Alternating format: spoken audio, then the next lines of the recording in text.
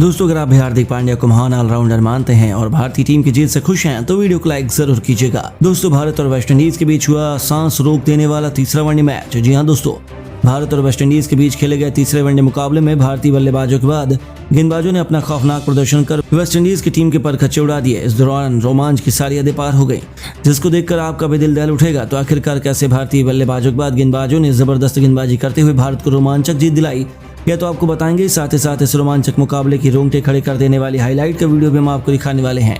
तो जानने के लिए वीडियो को पूरा एंड तक जरूर देखिएगा। लेकिन उससे पहले आपको क्या लगता है इस मुकाबले में भारतीय टीम के जीत के हीरो कौन रहे, शुभमन गिल, हार्दिक पांड्या या शार्दुल ठाकुर? अपनी राय में नीचे कमेंट करके जरूर बताइए। दोस्तों, भारत और वेस्टइंडीज के बीच 3 मैचों की वनडे सीरीज का अंतिम और निर्णायक मुकाबला त्रिनिदाद के ब्रायन लारा क्रिकेट स्टेडियम पर खेला गया। इस मुकाबले में सबसे पहले टॉस की बात करें तो इस मुकाबले में वेस्टइंडीज के कप्तान होप ने सिक्का उछाला और गिरा भी कप्तान के पक्ष में। उन्होंने टॉस जीतकर पहले गेंदबाजी करने का फैसला किया, तो वहीं भारतीय टीम को बल्लेबाजी करने के लिए आमंत्रित किया, जो फैसला बाद में गलत साबित हुआ। तो वहीं टॉस जीतने के बाद जब दोनों टीमों की प्लेइंग 11 सामने आई तो वेस्टइंडीज की टीम के अंदर कोई भी बदलाव देखने को नहीं मिला। लेकिन भारतीय टीम के अंदर एक बार फिर से 2 बदलाव देखने को मिले, जहां अक्षर पटेल और मलिक की जगह पर ऋतुराज गायकवाड़ और 10 साल बाद टीम में वापसी कर रहे जयदेव उनादकट को शामिल किया गया। वहीं रोहित शर्मा और विराट कोहली एक बार फिर से मुकाबले में नहीं खेले और हार्दिक पांड्या ने टीम की कमान संभाली। इस बीच भारत की तरफ से पारी की शुरुआत ईशान किशन और शुभमन गिल की सलामी जोड़ी ने की, तो वहीं ईशान किशन और शुभमन गिल दोनों ने तूफानी बल्लेबाजी पहले ही ओवर में प्रारंभ कर दी।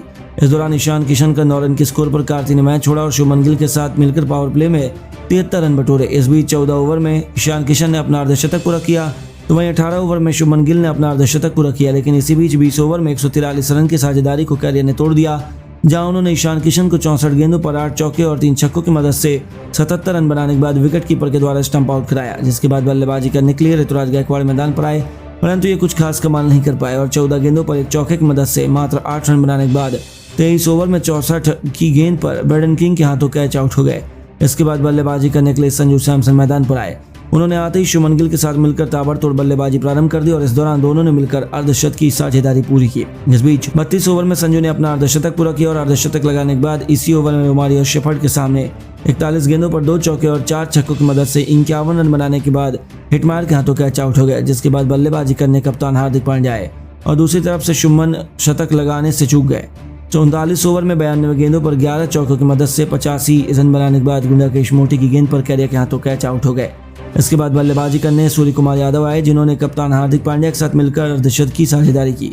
इस दौरान 47 ओवर में सूर्य कुमार यादव भी 30 गेंदों पर 2 चौके और 2 छक्कों की मदद से 35 रन बनाकर शेफर्ड की गेंद पर कैरियर के हाथों कैच आउट हो गए। और इसके बाद बल्लेबाजी करने रविंद्र जडेजा आए, जिन्होंने 7 गेंदों पर 8 रन की नाबाद पारी खेली। तो वहीं हार्दिक पांड्या ने 49 ओवर में अर्धशतक लगाकर अंत तक 52 गेंदों में 4 चौके और 5 छक्कों की मदद से 70 रन की नाबाद पारी खेली, जिसके चलते भारतीय टीम ने 351 रन 5 विकेट के नुकसान पर 50 ओवर में बनाए।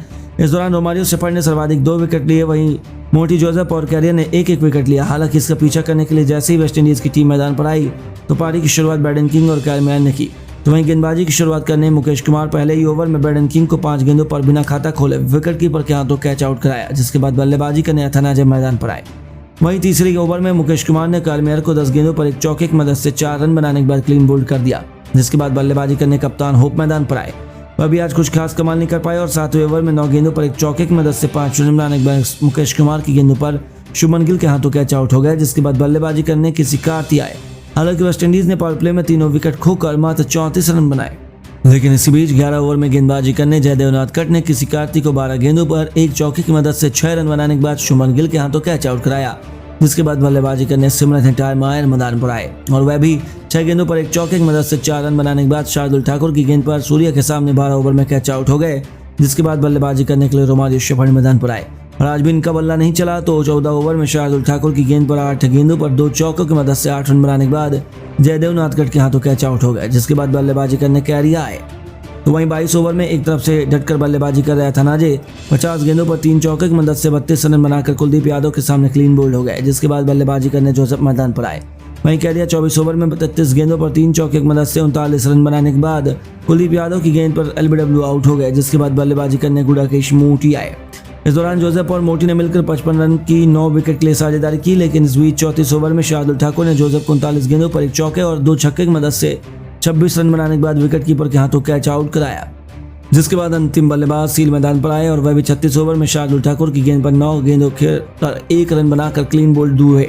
दूसरी तरफ से गुडाकेश मोदी 34 गेंदों पर 4 चौके और 3 छक्कों की मदद से 39 रन बनाकर नाबाद रहे और वेस्टइंडीज की टीम 35.3 ओवर में 151 रन पर ऑल आउट हो गए। इस दौरान भारतीय टीम की तरफ से शार्दुल ठाकुर ने सर्वाधिक 4 विकेट लिए और मुकेश कुमार ने 3 विकेट लिए। इसके अलावा कुलदीप यादव को 2 और जयदेव नटखट को 1 विकेट मिला, जिसके चलते भारतीय टीम को 200 रन से जीत मिल गई और भारतीय टीम ने वेस्टइंडीज के खिलाफ सीरीज को 2-1 से अपने नाम कर लिया।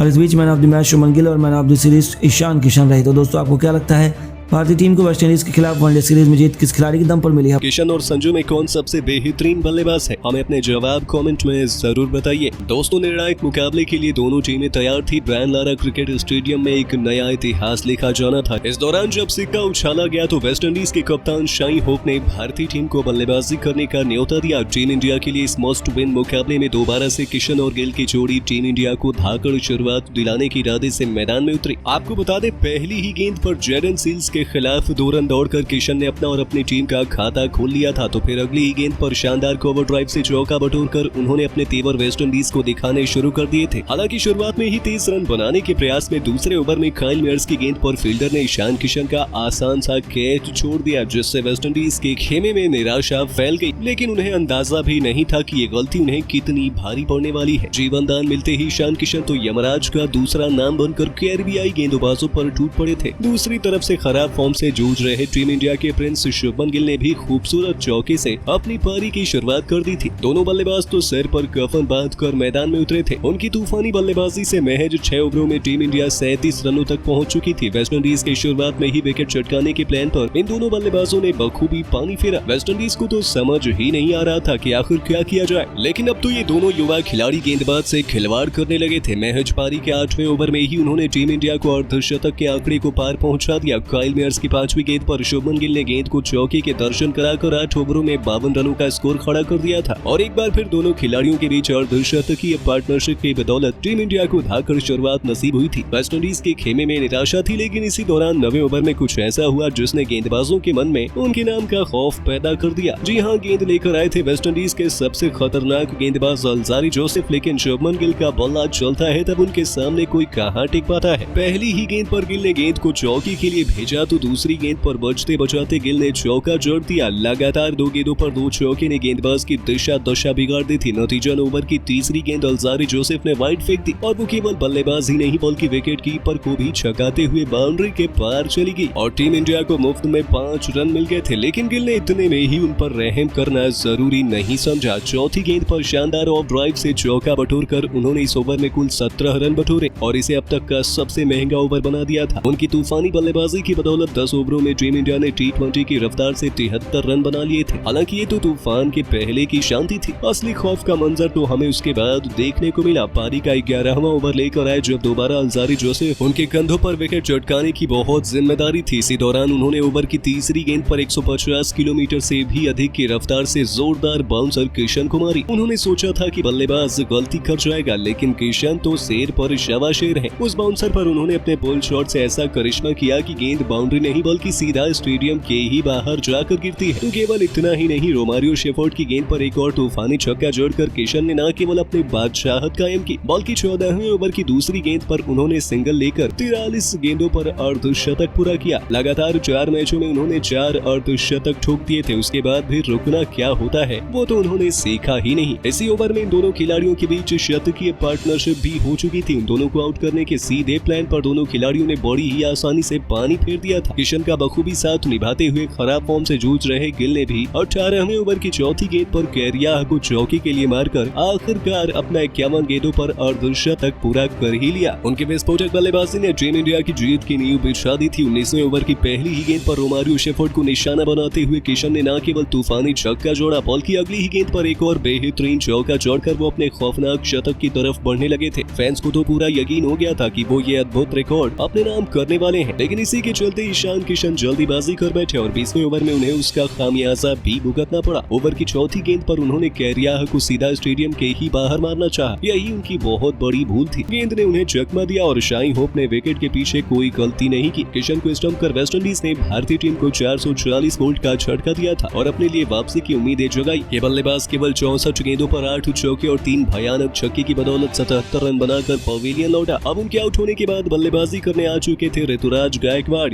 यहाँ से वेस्टइंडीज ने भी वापसी का ऐलान कर दिया था। किशन के आउट होने के बाद तो मानो रनों में पूरी तरीके से लगाम लग चुकी थी। तो वहीं आगे ऋतुराज को चलता कर वेस्टइंडीज ने टीम इंडिया को बैकफुट पर धकेल दिया। उनकी गेंद ऋतुराज के बल्ले का बाहरी किनारा लेकर स्लिप में खड़े ब्रेन बैकिंग के हाथों में चली जाती है और ये बल्लेबाज 14 गेंदों पर 8 रन बनाकर वापस लौटा। संजू सैमसन ने आते ही वेस्टइंडीज की खुशियों को अपने 2 तूफानी छक्के से मातम में बदल दिया था। ऐसा लगा था वो गेंदबाजों के परखच्चे उड़ाने के इरादे से ही मैदान में उतरे हैं। इन दोनों खिलाड़ियों ने देखते ही देखते अर्धशतकीय पार्टनरशिप बना ली। 30 ओवरों में भारतीय टीम ने 208 रन बनाए थे। उसके बाद भी उन्होंने रुकना जरूरी नहीं समझा। जहांगीर ने अपना शतक पूरा किया तो पहली पारी की समाप्ति पर भारतीय टीम ने 320 रनों से अधिक का स्कोर बनाकर वेस्टइंडीज को अभी से मुकाबले में काफी पीछे छोड़ दिया है। लेकिन दोस्तों, आपको क्या लगता है तीसरे वनडे में कौन मारेगा बाजी? हमें अपने जवाब कमेंट में जरूर बताइए और ऐसे ही शानदार खबरों के लिए सब्सक्राइब कर लीजिए हमारे YouTube चैनल को। वीडियो अच्छी हो तो इसे लाइक जरूर करें।